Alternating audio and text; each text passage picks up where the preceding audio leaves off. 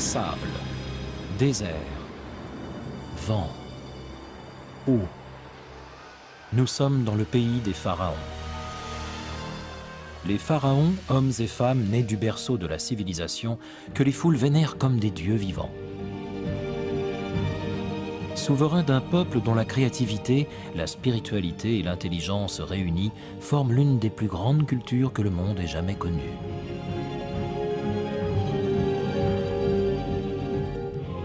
À travers 3 millénaires de règne sur l'ancienne Égypte, ils dressent à leur propre gloire, comme à celle de leur dieu, les monuments les plus imposants qui soient. Les pyramides de Gizeh, le grand sphinx, les temples d'Abydos, la vallée des rois. Leurs noms majestueux, Ramsès, Cléopâtre, Khéops, Toutankhamon, évoquent autant de légendes de puissance, de richesse, de conquête et de scandales. La vie de certains d'entre eux est toujours baignée de mystères. Leurs nobles tombes renferment d'incomparables trésors. Leurs palais ont traversé les millénaires, comme le témoignage vivant du génie de leurs architectes, artistes et autres érudits. Nous vous invitons à découvrir comment tel pharaon, présumé païen, mènera son pays au bord du chaos. Pourquoi l'on surnomme tel autre le Napoléon de l'ancienne Égypte? Et comment un enfant de 6 ans devient à son tour le personnage le plus puissant de sa civilisation. Les pharaons. 2 yeux de pierre fixant l'éternité. Et pour qui s'y arrête un instant, le sentiment profond de visage figé dans la passation d'un puissant héritage. Enveloppés de lin, leurs corps ont traversé les siècles pour notre plus grande fascination, tandis que d'innombrables sculptures, peintures et hiéroglyphes dévoilent quelques aspects de leur personnalité. Au-delà de leur rang de hauts dignitaires, ils tissent le lien entre mortels et divins. Leur réalisation, toujours grandiose, continue d'inspirer respect et admiration. Des monuments, demeurant comme autant d'empreintes digitales des dieux en personne. Nous vous invitons à percer les secrets de cette ancienne lignée de mi-rois, mi-dieux, au nom tout aussi retentissant que par le passé. Voici donc les plus grands pharaons.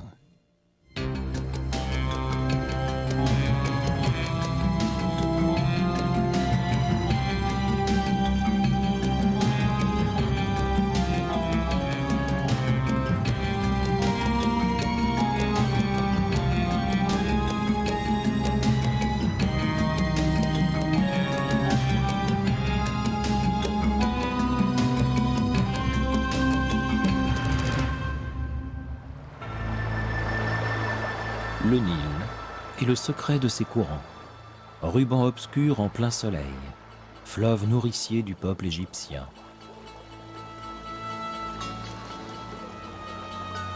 Bien avant qu'un pharaon ne donne naissance à une civilisation en posant sur ses rives brunes les premières pierres de monuments extraordinaires, le Nil coulait déjà paisiblement. Il est à l'époque source de vie pour les peuplades de vagabonds qui ont choisi de s'établir sur ces terres fertiles. On y trouve en abondance poissons, oiseaux, ainsi que le gros gibier que sont les crocodiles et autres hippopotames. À chaque printemps, le fleuve sort de son lit pour déposer alentour sa couche d'alluvions sombres et riches, notamment en orge sauvage. C'est essentiellement à l'aide de pierres effilées et de pointes de flèches que la population préhistorique des bords du Nil exploite ce don de la nature. La vie tout entière dépend du fleuve, au point que l'historien grec Hérodote écrira plus tard de l'Égypte qu'elle est le cadeau du Nil et le temple du monde. Graver sa marque sur les rochers des falaises ou des déserts de la vallée du Nil, c'est l'assurance de l'offrir à la postérité. C'est ainsi que 3000 ans avant Jésus-Christ apparaissent sur ces terres les figures principales de l'ancienne civilisation égyptienne, les pharaons.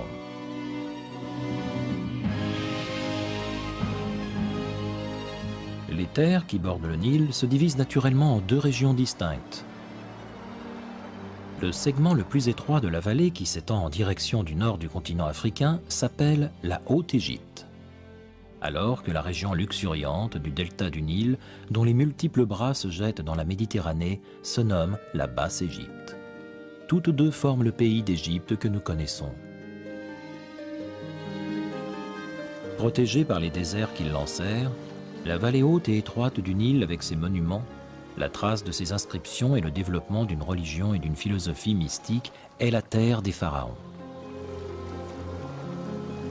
Le mot pharaon signifie simplement belle et grande maison.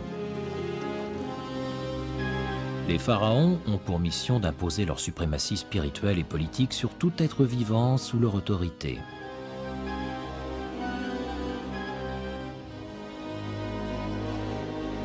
Le symbole le plus éminent de leur royauté est la couronne. Tandis que la couronne blanche, fine et longue coiffe au bout arrondi confère à son porteur le titre de souverain de Haute-Égypte, la couronne rouge reste l'apanage du chef de Basse-Égypte.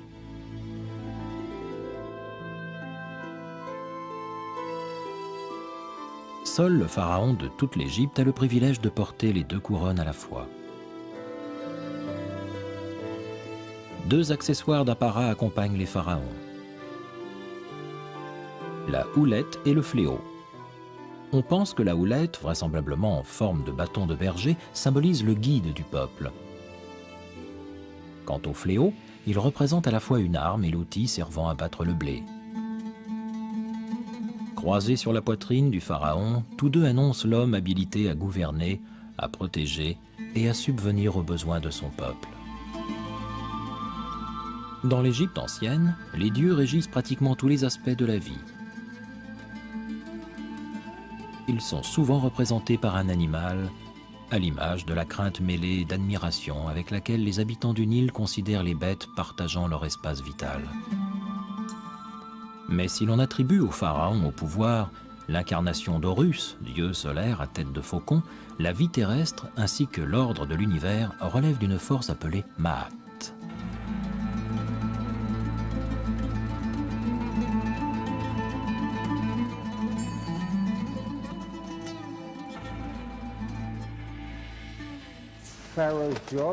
On pourrait dire que la tâche du pharaon consistait à faire en sorte que tout s'accorde avec le Ma'at. À défaut de quoi l'univers organisé, tel qu'il le connaissait, risquait d'imploser en un chaos aussi bien terrestre que cosmique. Le rôle du pharaon consistait donc à coordonner les efforts divins et humains afin de rester en phase avec le Ma'at. Il avait une fonction très importante, celle de contribuer à préserver l'univers.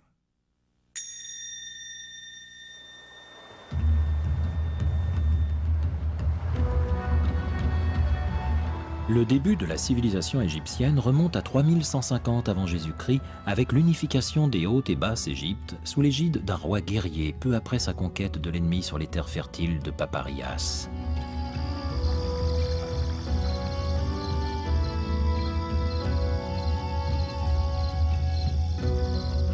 On doit cette découverte à une splendide palette de schiste vert foncé mise à jour lors de fouilles entreprises à Hierakonpolis, alors capitale de la Haute-Égypte, sur la rive ouest du Nil. Connue sous le nom de palette de Narmer, cette plaque gravée en 3000 avant Jésus-Christ constitue à ce jour le plus vieux document historique sur l'Égypte.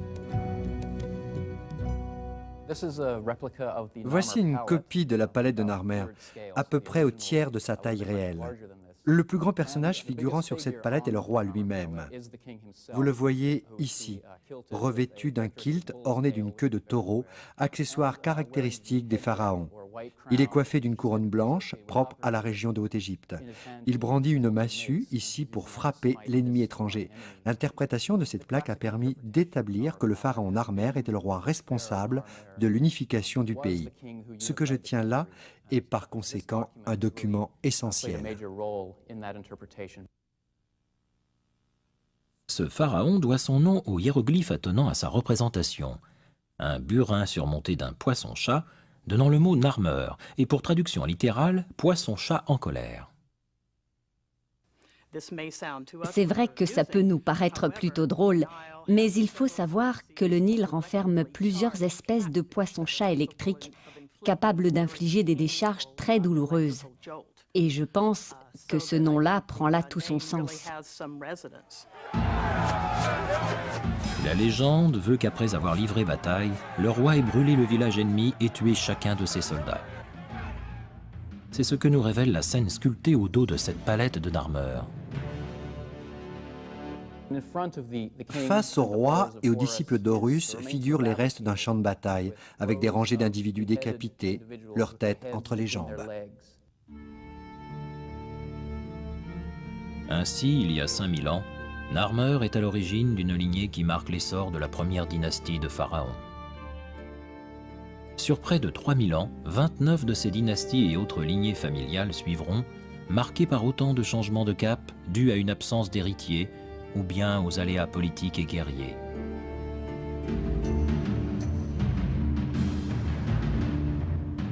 Il est probable qu'afin d'asseoir sa conquête, le pharaon Narmer ait épousé une princesse originaire du Nord. Il remonte alors le Nil pour fonder son lieu de résidence sur un site connu sous le nom de Mur Blanc. En 3050 avant Jésus-Christ, au même endroit, son fils lui succède. Celui-ci, dont le nom retrouvé sur un simple tesson de poterie signifie « faucon qui combat », est le pharaon Or-Aa. Il est probable qu'Or-Aa ait hérité d'un système dans lequel la plupart des principes de la royauté égyptienne étaient déjà bien ancrés. Après lui, la position de roi est devenue plus importante. Ainsi, la plus grande réalisation d'Or-Aa reste la fondation de la ville de Memphis sur l'ancien lieu de résidence de son père. Cette ville va s'étendre et devenir la capitale politique et religieuse de l'Égypte ancienne. Construite à partir de boue et de bois, elle n'a laissé que très peu de vestiges. L'historien Manéthon nous révèle au IIIe siècle avant Jésus-Christ sa perception de cette ville au mur blanc. Memphis est de loin la plus grande ville que j'ai jamais vue. Une enceinte colossale d'un blanc calcaire éclatant entoure la ville. À l'intérieur, de nombreux temples émergent au-dessus d'une incroyable prolifération de maisons de briques marron. Une armée de statues gigantesques se dresse tout autour. Le pharaon et sa famille habitent un palais dans l'enceinte de la ville. L'intérieur, peint de couleurs vives, illustre des scènes de la vie égyptienne. Les plafonds en poutre reposent sur d'énormes colonnes de pierre.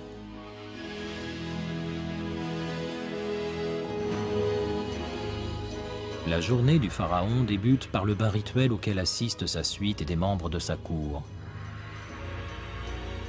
Contraint d'apparaître comme un dieu face à son peuple, le roi Or-Aa consacre une grande partie de son temps à soigner hygiène et apparence. À cette époque, à Memphis, l'hippopotame est un symbole majeur de la culture égyptienne. Sa chasse à travers les marécages qui bordent le Nil est le sport couramment pratiqué par les nobles et les pharaons comme le roi Or-Aa.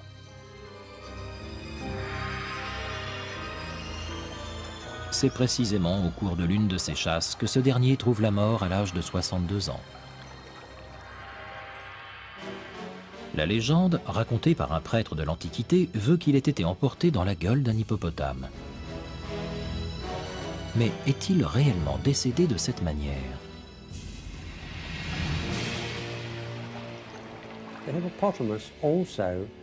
Il faut se souvenir que l'hippopotame a une signification religieuse. Le mâle personnifie le dieu du mal, dénommé Seth. C'est un prêtre qui a permis de transmettre cette histoire et l'on se demande s'il n'y a pas derrière elle, d'une manière ou d'une autre, l'image du roi emportée par une incarnation du mal. Peut-être que le pharaon n'est-il mort à 62 ans que de sa belle mort. Une mort que les anciens ont préféré attribuer au dieu Seth, responsable également des violentes tempêtes du désert et dont ils sont habitués à solliciter la clémence. Il est probable qu'on n'en saura jamais plus sur la cause réelle de sa disparition. On pourra toujours partir à la recherche de quelques indices en visitant sa tombe située sur l'emplacement d'un ancien cimetière à l'entrée du désert.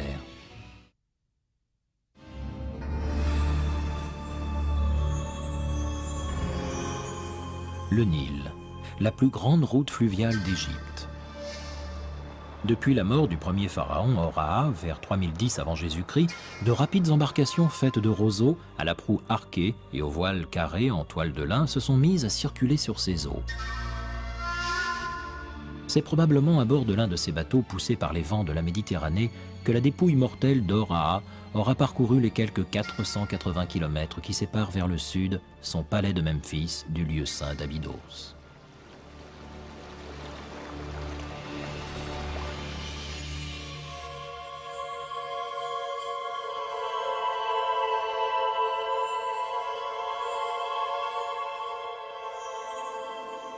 C'est avec l'inhumation des premiers pharaons qu'Abydos devient nécropole en hommage au dieu Osiris, dit seigneur des morts. La renaissance légendaire de son corps installe la croyance, sous l'Égypte antique, en une vie après la mort. 12 mètres sous la surface du désert reposent ainsi les restes de l'Osirien, temple d'Abydos, où les Égyptiens anciens venaient rendre leur culte au dieu de la résurrection.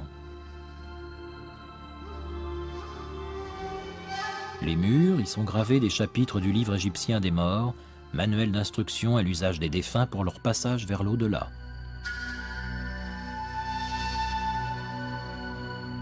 Les cadavres, enterrés pour la plupart simplement dans des fosses peu profondes, se flétrissent très rapidement sous l'effet asséchant du sable.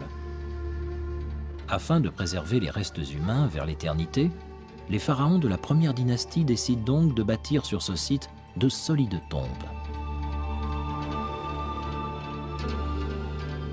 C'est pour eux l'assurance d'une pérennité aux côtés de leur Dieu, à travers laquelle ils pourront continuer à régner, ainsi qu'à maintenir l'ordre de l'univers.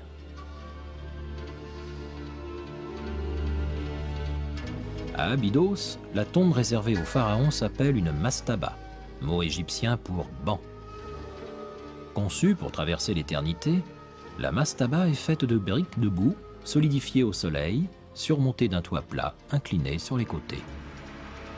À l'intérieur, une série de compartiments permettent de stocker toute une batterie d'aliments, d'instruments et de meubles destinés à accompagner, en le réconfortant, le roi vers l'éternité. Sous ce premier niveau, un puits descend vers une pièce souterraine également faite de briques. C'est là que commence le repos du pharaon, après que l'on ait soigneusement rebouché l'entrée afin de rendre l'endroit inaccessible. La plupart des spécialistes estiment que cette sépulture, recensée par les archéologues sous la référence B19, a autrefois abrité les restes du pharaon Horaa. Autour d'elle se trouvent les fosses de ses fidèles domestiques, concubines, et même de ses chiens, tous sacrifiés à sa mort pour l'accompagner vers l'au-delà. Une pratique qui finira par être abandonnée. L'inhumation auprès du pharaon va cependant demeurer le privilège des familles royales et de sujets prestigieux. À proximité, une autre tombe reçoit le nom de Bénéar, qui signifie littéralement bien-aimé. Il est possible qu'il s'agisse là du tombeau de la reine, ou éventuellement de la concubine préférée d'Horaa. La mort de ce pharaon marque le début d'une ère de croissance et de développement pour la civilisation égyptienne qui durera plus de 800 ans.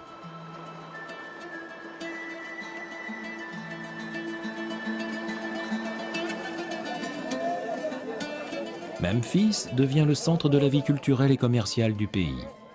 C'est là que s'échangent les animaux d'élevage et légumes venus de Haute-Égypte comme l'or, l'ivoire et les pierres précieuses en provenance de Nubie. Des statuettes de bois rappellent certaines scènes de la vie antique. On apprend ainsi que l'orge moulue, puis malaxée sous forme de pâte, permet de produire du pain en très grande quantité. Les vaches fournissent la viande, le mets préféré des nobles. Et puisqu'un pays puissant se doit d'avoir une administration, on confie celle-ci à une classe spécifique de la population, les scribes.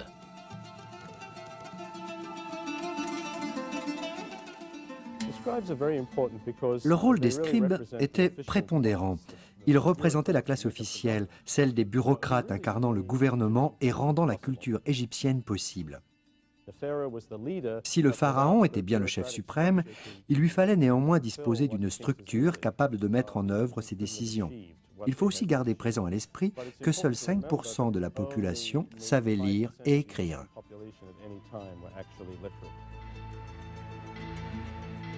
Concrètement, le pharaon délègue la plupart de ses responsabilités à ses fonctionnaires appelés vizirs.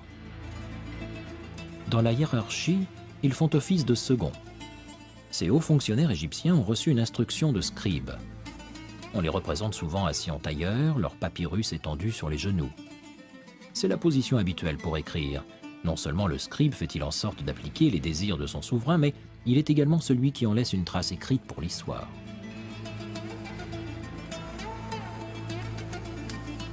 À la fin de la seconde dynastie, en 2700 avant Jésus-Christ, on apprend d'une liste royale nommée la Table d'Abydos que pas moins de 22 pharaons ont régné sur l'Égypte depuis qu'Ora a fondé Memphis. Seule la signification littérale de leur nom nous permet d'en deviner un peu plus sur ces personnages. Hotepsé-Khémoui était le dieu des puissances du plaisir. Seth Périmsin régnait sur les arts.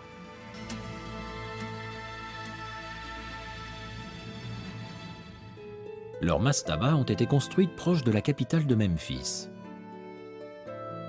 L'architecture de ces édifices se fait à la fois plus imposante et plus complexe. Certaines tombes atteignent plus de 5 mètres de hauteur et comportent jusqu'à 70 pièces. La conception sans cesse plus élaborée des monuments funéraires de ces puissants pharaons témoigne d'un savoir, d'une richesse et d'une confiance accrue dans l'architecture. Cette tendance à l'esthétisme et à l'excellence trouve son point d'orgue ici, à Saqqara.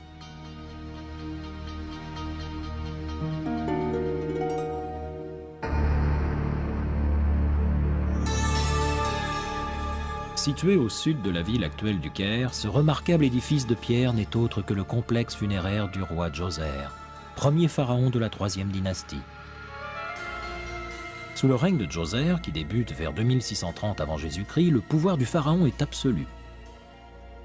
Tout le monde, du plus prestigieux des fonctionnaires à l'esclave le plus anonyme, dépend de ses ordres. Djoser, dont le nom signifie « le plus sacré », est le premier pharaon à explorer les vastes richesses minières de la péninsule du Sinaï, qui s'étend entre les golfes de Suez et d'Aqaba. Il découvre dans cette région d'immenses gisements de cuivre et de turquoise qui l'enrichissent encore davantage. Il envoie dès lors des émissaires remonter le Nil afin d'étendre son assise jusqu'à Aswan, au sud du pays. Pour proclamer son prestige absolu, il commandite la toute première pyramide d'Égypte. Une pyramide à degrés. Du haut de ses 60 mètres, ce monument à 6 niveaux domine un horizon d'ensemble funéraire au style élaboré.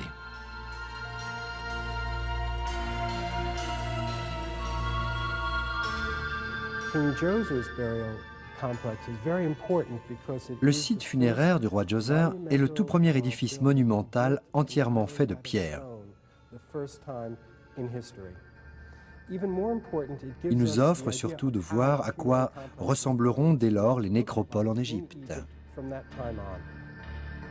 La sépulture décrit clairement un escalier montant vers les cieux. En tant que réalisation architecturale, elle est un hommage au mystérieux architecte en chef et scribe du roi Djoser, Imhotep. Une inscription de l'époque atteste d'ailleurs de cet hommage. Porteur du sceau du roi d'Égypte, si proche de sa couronne, grand administrateur de sa suprême résidence, représentant même de sa majesté, grand prêtre d'Héliopolis, Imhotep, tu es aussi menuisier et sculpteur. Pour faire une comparaison plus moderne, on pourrait qualifier Imhotep de Léonard de Vinci de l'ancienne Égypte. Il était très doué. Il représentait absolument tout. Il arrivait juste après le roi, comme grand vizir et chef de l'État. Il était bardé de hauts titres, mais curieusement, on ne sait pas grand-chose sur lui. Mis à part son statut, on sait seulement qu'il était le génie responsable de la Grande Pyramide. La tombe qu'Imhotep réalise pour le pharaon Djoser reprend en la poussant au paroxysme la forme traditionnelle de la mastaba. En assemblant des centaines de milliers de blocs de calcaire blanc, Imhotep empile en réalité 6 mastabas les unes sur les autres, dont la taille diminue au fur et à mesure que l'on monte. Le résultat n'est autre qu'un monument spectaculaire, visible à des dizaines de kilomètres à la ronde.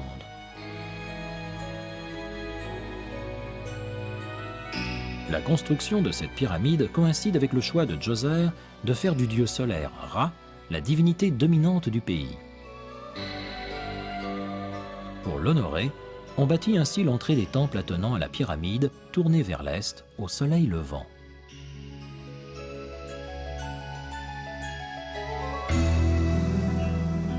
Un mur d'enceinte de 9 mètres de haut, truffé de fausses entrées, protège le complexe.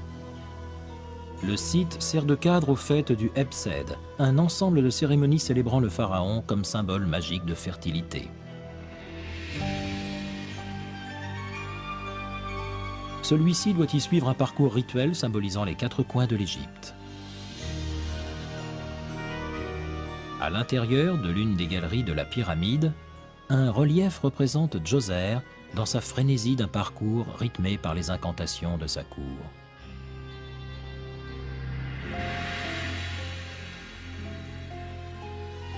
Dieu du destin qui nous offre les récoltes les plus abondantes, pilier du ciel et soutien de la terre, leader des 2 rives du Nil, partout sur les traces de ses sandales pousse la plus riche des moissons.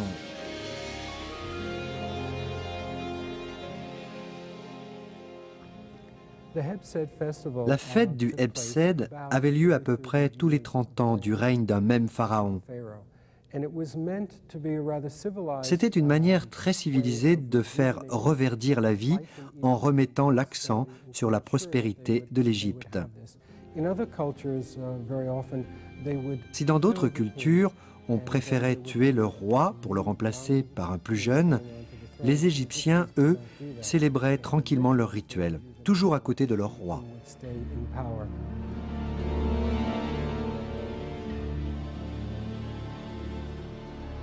Djoser ne règne que 19 ans, suffisamment pour qu'à sa mort, en 2649 avant Jésus-Christ, il laisse à l'Égypte ancienne une tradition de construction des pyramides qui se perpétuera en même temps qu'elle s'enrichit pendant 2 millénaires.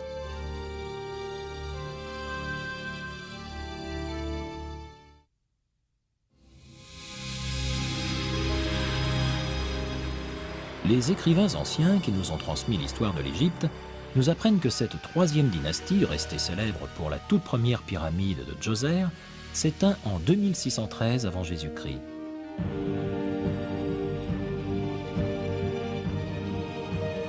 Le dernier de ces pharaons, Houni, n'a laissé aucun fils héritier du trône. Lui succède, pour 24 ans de règne, Snéfrou, dont la liste royale d'Abydos nous enseigne qu'il est également originaire de Memphis, mais d'une lignée différente.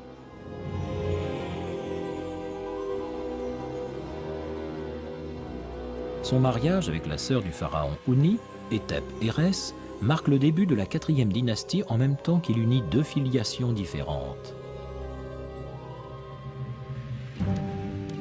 Une dynastie qui durera plus de 400 ans, partagée entre 17 pharaons différents.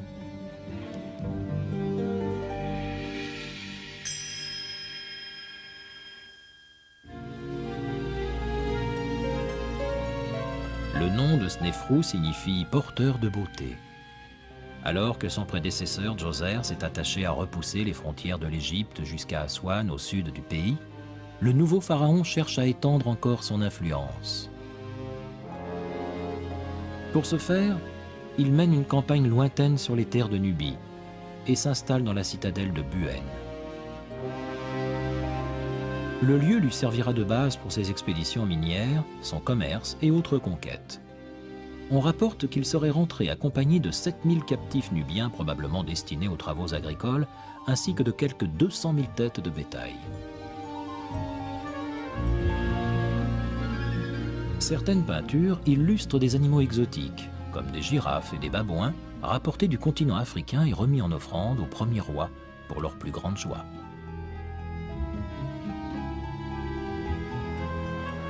Tout porte à croire qu'à l'instar de son prédécesseur, Snéfrou ait cherché à exploiter la richesse minière du golfe de Suez.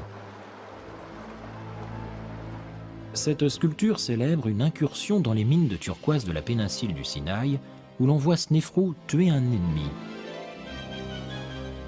L'inscription décrit le pharaon comme un grand dieu lancé à la conquête des terres étrangères. Le bois d'œuvre et de charpente est une autre de ces matières premières très recherchées. On en a besoin en quantité afin de construire les meubles et les poutres des résidences bourgeoises. Mais ce bois manque en Égypte et il faut aller se le procurer par-delà les mers. Forts de leur expérience de navigateurs sur le Nil, les Égyptiens deviennent les premiers et meilleurs marins de l'Antiquité. C'est sous le règne de Snéfrou qu'ils s'embarquent pour la première fois à la recherche de bois de cèdre. Le pharaon ordonne la construction de 60 navires marchands. Bientôt, des flottes de gracieux voiliers font route vers l'ancienne Byblos, aujourd'hui Djebaï, au Liban. L'un des scribes de Snéfrou parle même de 40 navires remplis de rondins de cèdre. Des inscriptions murales de l'époque nous enseignent aussi que Snéfrou place ses hauts fonctionnaires dans des propriétés faites de briques et de rondins de cèdre.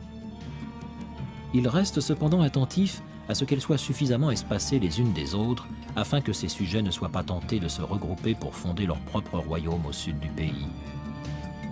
Ce qui ne l'empêche pas pour autant de faire la fête quand bon lui semble.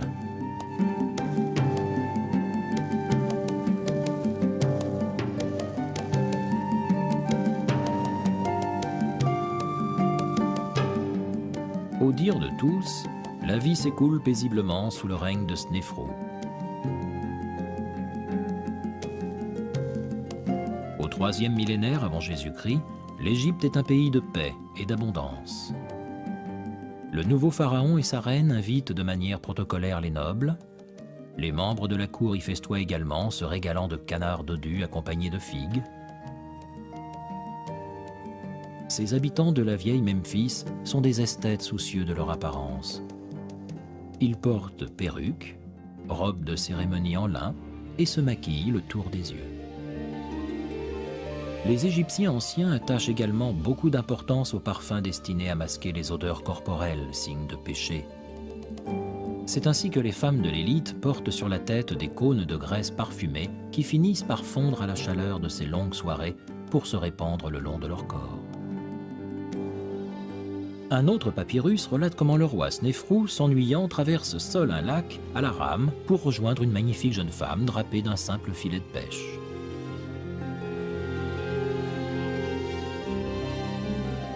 Enfin, les Égyptiens anciens restent très attachés à leur passé, qu'incarne par définition l'esprit des défunts. Ceci explique pourquoi l'ultime demeure des morts, la pyramide, reste le symbole persistant de toute la culture égyptienne. Le pharaon Snéfrou choisit lui aussi de déplacer la nécropole royale, mais cette fois sur le site de Dachour, au bord du Nil.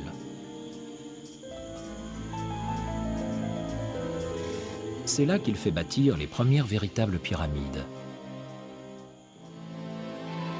Au cours du XXe siècle, l'endroit reste la plupart du temps interdit au public. Seule une poignée d'archéologues est autorisée à y pénétrer. Ouvert depuis peu aux visiteurs, ce site offre un aperçu exceptionnel des constructions commanditées par Snéfrou et qui domine l'horizon désertique presque lunaire de cette région. S'élevant à 104 mètres au-dessus du sable, voici la pyramide courbée, la toute première réalisation de Snéfrou qu'il surnomme la brillante pyramide du Sud. Sa forme particulière a conduit certains spécialistes à penser que le pharaon était décédé brutalement et qu'il a fallu terminer les travaux à la hâte. En réalité, cette silhouette étrange nous en apprend beaucoup sur la technique employée par les bâtisseurs de Snéfrou.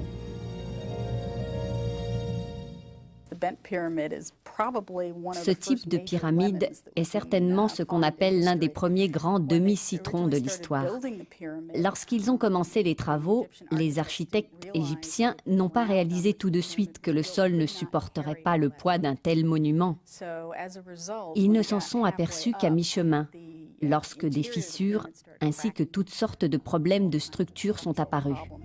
Il aura fallu modifier la courbe et la rendre moins pentue, de sorte que l'on puisse alléger d'urgence la masse de l'édifice.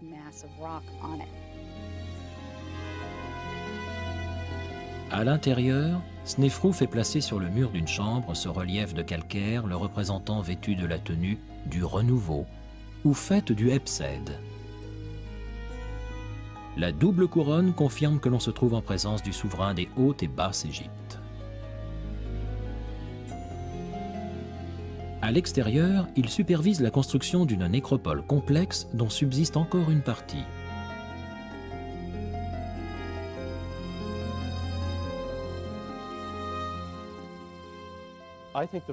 Les pharaons gardaient un œil très attentif sur leurs monuments, en particulier funéraires comme les pyramides et les temples mortuaires. Ils se déplaçaient sans doute très souvent sur les chantiers pour contrôler l'avancement des travaux.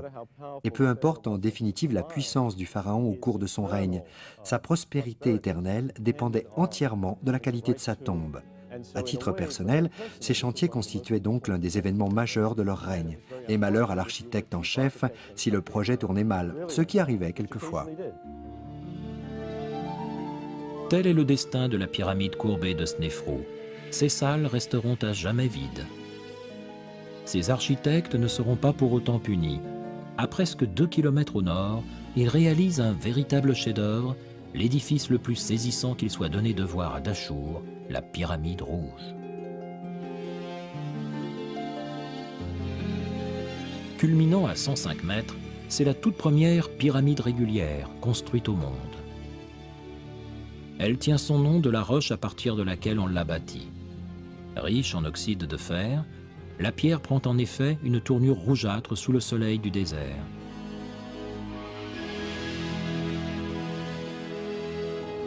La réalisation par Snéfrou de cette pyramide rouge suit de peu l'émergence de Ra, dieu solaire, comme divinité dominante du pays. Elle matérialise par la pierre le passage du soleil. Ces arêtes reproduisent en effet l'inclinaison des rayons frappant la terre à travers les éclaircies du ciel. Elle est aussi une manière de dire la place divine qu'occupe le pharaon dans la société égyptienne. Le roi se situait au sommet de la pyramide, c'est le pharaon. Il rayonnait d'abord vers sa famille immédiate, qui occupait symboliquement les couches supérieures. Puis, progressivement, vers la base la plus large de l'édifice. Ceci nous éclaire sur l'unité du royaume et sur le degré d'implication qui y régnait. Les gens étaient heureux de répondre à l'appel du pharaon et de s'investir dans la construction d'un monument dédié à sa conversion en Dieu après sa mort. C'était pour eux en retour l'assurance de leur bien-être sur terre. L'ironie du sort veut que la pointe ou chapeau de la pyramide rouge, symbolisant donc Snéfrou, soit tombée au sol où elle est restée depuis.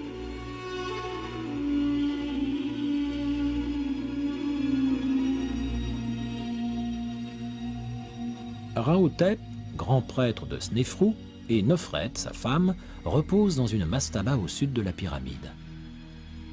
Des statues de calcaire peint les représentent. Les Égyptiens pensent que le réalisme de leur sculpture aidera les esprits à reconnaître leur demeure depuis l'au-delà.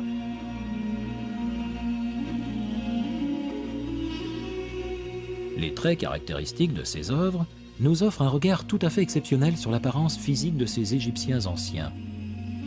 De manière anecdotique, les premiers explorateurs sont tellement saisis par la véracité de leurs yeux de verre qu'ils en laissent tomber leurs outils et s'enfuient. Leurs regards sont comme figés vers l'éternité. La solennité de leurs expressions est censée montrer leur confiance dans l'immortalité de par la relation directe qui les lie au pharaon. La femme, Nofret, a le statut de princesse. Rahotep, en plus de son titre de grand prêtre, se voit décrit par sa statue comme fils du roi de son État. Une inscription qui a conduit certains spécialistes à s'avancer sur le lien fort possible de filiation avec le pharaon Snéfrou.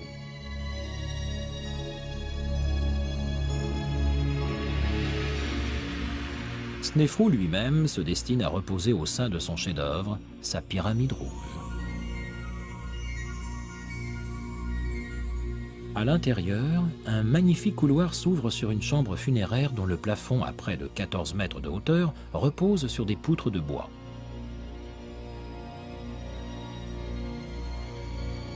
Pillée depuis bien longtemps, cette chambre renfermait, outre le corps de son royal occupant, d'inimaginables richesses. On pense à l'époque que le pharaon suit, à travers le puits de lumière, l'alternance des jours et des nuits. Mais depuis leur tombe de pierre, les cadavres se décomposent rapidement sous l'effet de la moisissure. Les Égyptiens anciens réalisent ainsi qu'ils ne font que détruire ce qu'ils espéraient préserver, et à la mort de Snéfrou, préfèrent considérer qu'il est devenu autre chose.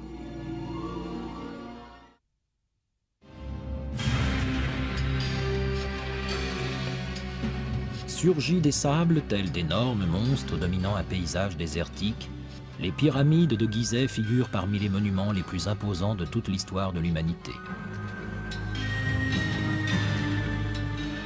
En même temps qu'elles reflètent les aspirations de leurs trois commanditaires, elles demeurent les témoignages remarquables d'une période de l'Égypte antique où l'expérience sacrée des bâtisseurs de pyramides est à son apogée.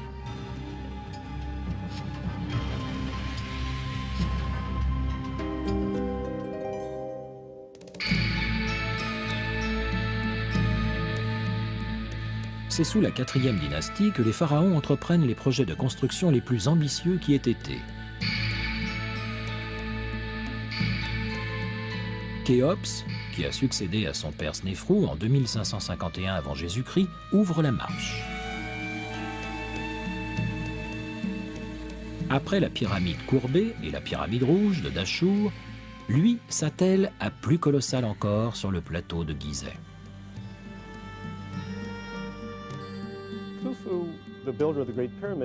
Khéops, bâtisseur de la Grande Pyramide, a la particularité d'avoir hérité d'un royaume à la fois puissant, centralisé et très stable.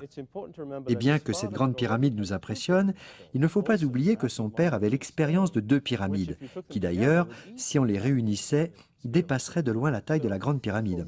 Khéops ne fait donc que perpétuer une tradition qui existait déjà avant lui.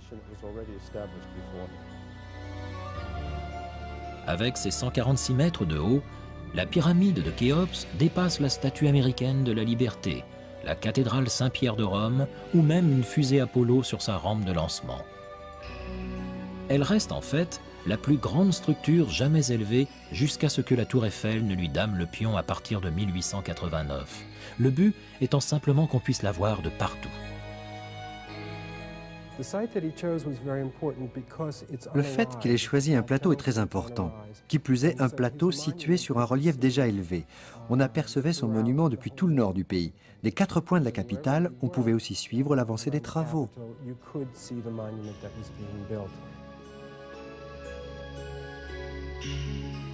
On édifie cette grande pyramide à partir de blocs de pierre pesant chacun en moyenne 2 tonnes 2. Plus de 2 300 000 de ces blocs viennent ainsi s'imbriquer dans un ordre si parfait qu'il est difficile de ne pas penser un seul instant à un projet d'ordre divin.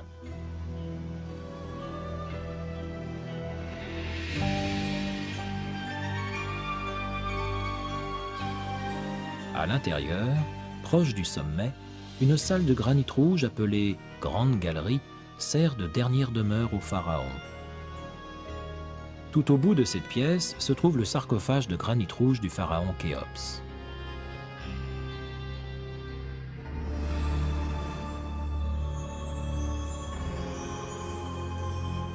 Le terme de sarcophage nous vient des mots grecs sark, la chair, et phage, manger.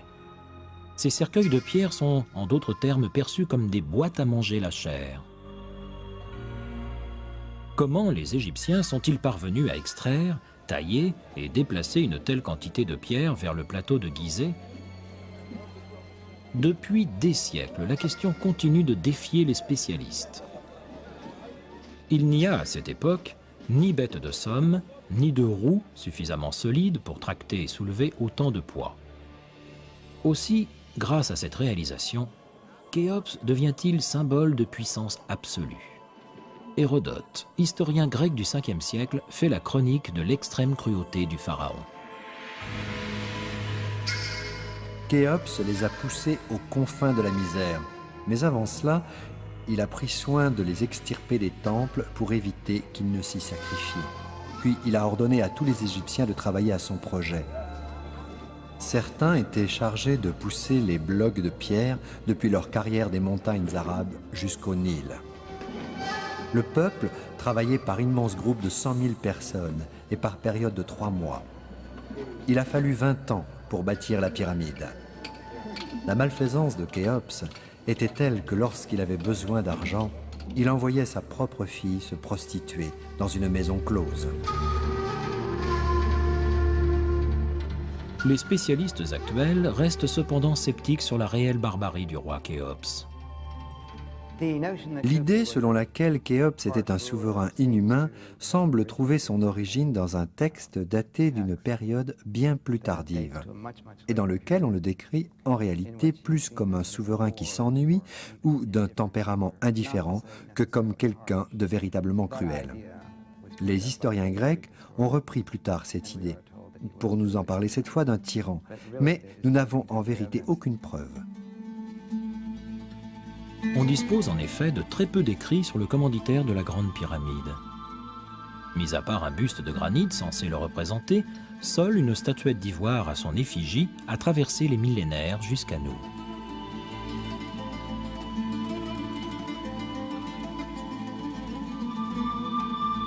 Proche de sa pyramide, à Gizeh, un champ de sépulture récemment mis à jour laisse à penser que les restes exhumés sont ceux des ouvriers dont le travail éreintant a permis l'édification de la Grande Pyramide.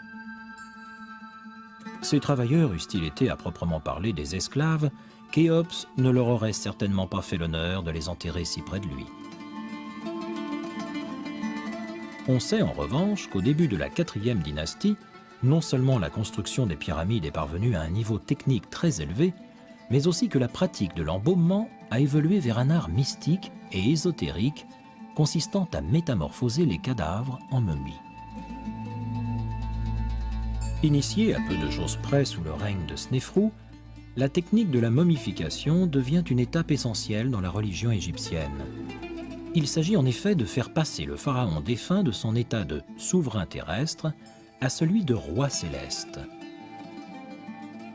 On pense alors qu'en parvenant à conserver le corps du pharaon, on garde son esprit intact pour l'éternité. Un minutieux rituel d'embaumement vise à préserver le cadavre de sa décomposition ainsi qu'à lui rendre ses facultés afin qu'il puisse profiter de l'aménagement de sa tombe. Cette momification nous offre la possibilité, quelques 4000 ans plus tard, de découvrir les visages de ces pharaons et d'autres de leurs contemporains.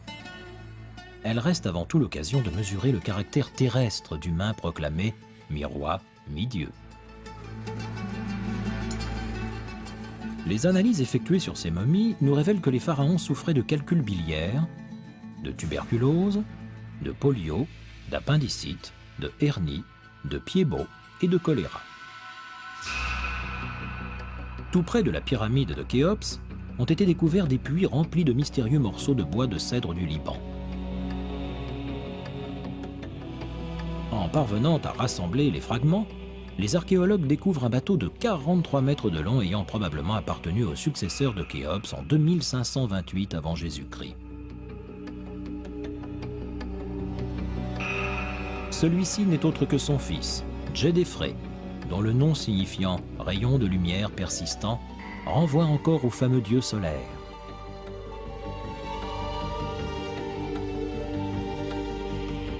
Premier pharaon à adopter ouvertement cette référence, Djedefré présidera lui-même aux funérailles de son père à Gizeh.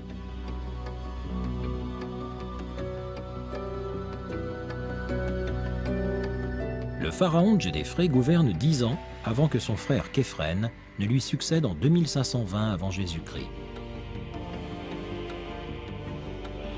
Képhren, dont la signification littérale d'apparition semblable à celle de Ra, affirme davantage encore la référence au dieu solaire, débute immédiatement la construction d'une seconde pyramide sur le plateau de Gizeh.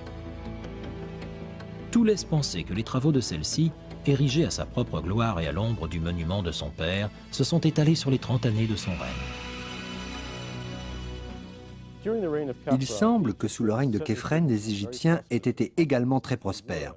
Pourtant, certains ont avancé que le début de l'épuisement des ressources ainsi que la concentration de la population investie dans ces grands travaux était telle que la pauvreté a commencé à s'installer à peu près à cette époque en Égypte.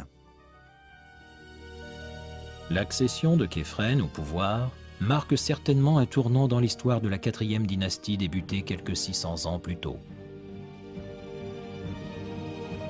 Le pharaon participe à l'enrichissement de la culture égyptienne en faisant bâtir un temple mortuaire au style raffiné, orné d'une splendide statue de lui-même, grandeur nature, et que protège le dieu faucon Horus. Mais le symbole le plus éminent du règne de Képhren reste sans doute le majestueux grand sphinx qui se dresse à l'est du plateau de Gizeh, à l'ombre de sa pyramide. Les Égyptiens vouent une véritable vénération à cet animal mystique, gardien des lieux sacrés. Il y a ainsi plus de 4500 ans, les ouvriers de Képhren sculptent un énorme lion de pierre auquel ils donnent le visage de leur roi. C'est le plus ancien portrait royal de cette taille que l'on connaisse.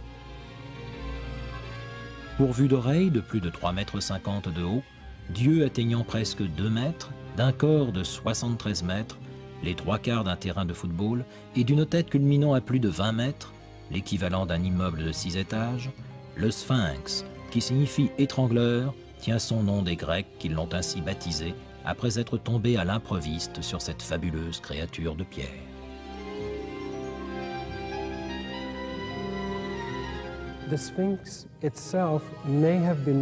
On est là dans une zone de carrière et il est probable que le sphinx ait été sculpté à partir du soubassement laissé par l'extraction de la pierre destinée à la construction de la pyramide. Les spécialistes nous apprennent que le grand sphinx a plus vraisemblablement été sculpté à partir de l'excédent de pierre extraite pour la pyramide de Képhren. Sa raison d'être demeure cependant inconnue. Seul, dans le silence du désert, accroupi face à son complexe de pyramides, le sphinx et son long regard de pierre nous défient en permanence sans jamais nous apporter de réponse claire. Pour tout indice, il nous reste ce visage érodé, usé par les intempéries et la marque du temps, fixant par-delà la plaine le soleil couchant. L'histoire, à son tour, nous dira qu'un jour ce même soleil s'est couché une toute dernière fois sur la fantastique dynastie des pharaons de Gizeh.